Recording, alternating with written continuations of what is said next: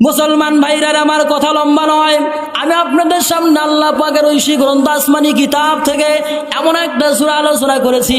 আল্লাহ রাব্বুল আলামিন আমার নবীর বয়স যখন 40 বছর হয়ে গেল, নবী যে আমার 25 বছর বয়সে আমার আপনার মা খাদিজাতুল কুবরা রাদিয়াল্লাহু তাআলা আনহাকে বিয়া বন্ধনে আবদ্ধ হইলেন। খাদিজার বয়স কত? 40 ছিল। আমার নবীর বয়স তখন 25। জোরে জোরে বলেন সুবহানাল্লাহ। 25 বছরের একজন টকবকে যুবক 40 বছরের একজন মেয়েকে বিয়ে করার পরে 12টি বছরের সংসার করার পরে আল্লাহর নবী হেরা গুহায় ধ্যানমগ্ন হয়ে গেলেন।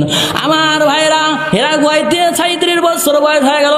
25 বছরে বিয়ে করলেন, 37 বছরে 12 বছর হওয়ার পরে 37 যখন হয়ে গেল, নবীজি হেরা গুহার ভিতরে ধ্যানমগ্ন হওয়ার পরে আল্লাহর নবীর স্ত্রী খাদিজাতুল কুবরা খাবারগুলো রান্না করে খাদিজা ওই আল্লাহ রাসূলের গুহার ভিতরে হেরা গুহায় পাড়ায় মদিনা মক্কা থেকে 3 কিলোমিটার পূর্ব দিকে যারা হজ করতে গেছেন এই লোকগুলো এই জায়গায় জানে, প্রায় 5000 ফিট উঁচু জায়গার ভিতরে আল্লাহর পয়গম্বরের স্ত্রী খাদিজাতুল কুবরা খাবারগুলো পৌঁছায় দিয়েছে। জোরে জোরে বলেন সুবহানাল্লাহ। আমার ভাইরা, এই জায়গায় যাওয়ার পরে 40 বছর যখন হয়ে গেল, আল্লাহর নবীর উপর কোরআন আয়াতগুলো টাস টাস করে নাজিল হওয়া শুরু করে দিল।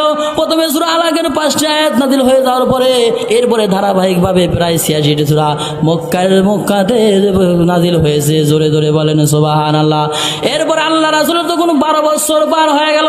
12 বছর মদিনা মক্কায় থাকার পরে যখন মদিনাতে ট্রান্সফার করে আসলেন, ওই জায়গার ভিতরে আরো 28টি সূরা নাজিল হয়েছে, যাকে কোরআনের ভাষায় মাদানী সূরা বলে। জোরে জোরে বলেন সুবহানাল্লাহ। মক্কাতে 86, মদিনায় 28।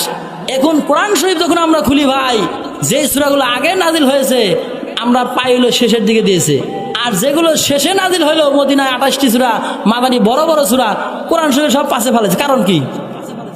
আগের গুলা পাশে নিছে আর পাশের গুলা কেন আগে না হলো? কারণ কি আমার ভাইরা? কারণ হলো তোমার দুনিয়াতে চলতে গিয়ে পারিবারিক জীবন, সামাজিক জীবন, রাষ্ট্রীয় জীবন, অর্থনৈতিক জীবনে যত জিনিসগুলো প্রয়োজন এগুলো মাদানী সূরার ভিতরে দেওয়া হয়েছে। আর মাক্কি সূরার ভিতরে কবর থেকে শুরু করে জান্নাত, জাহান্নাম, হাসর, মিজান, ফুলসিরাত যা আছে ওই সমস্ত জায়গার ভিতরে এই সূরাগুলো দেওয়া হয়েছে। জোরে জোরে বলেন সুবহানাল্লাহ।